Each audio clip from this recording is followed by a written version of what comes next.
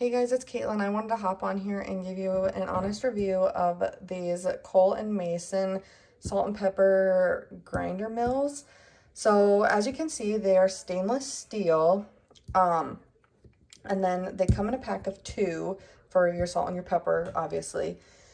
And I can just show you quick how they work. So it's a button here that you just press and it simply grinds up the pepper and salt for you. It is run off of batteries.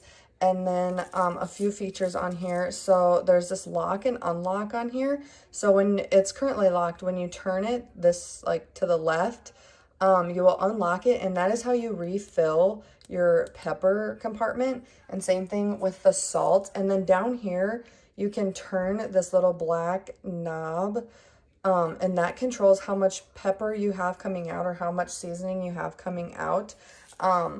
Again, they are stainless steel and they are perfect and they look great in my kitchen. So if you're looking for some salt and pepper grinders, I highly recommend this brand.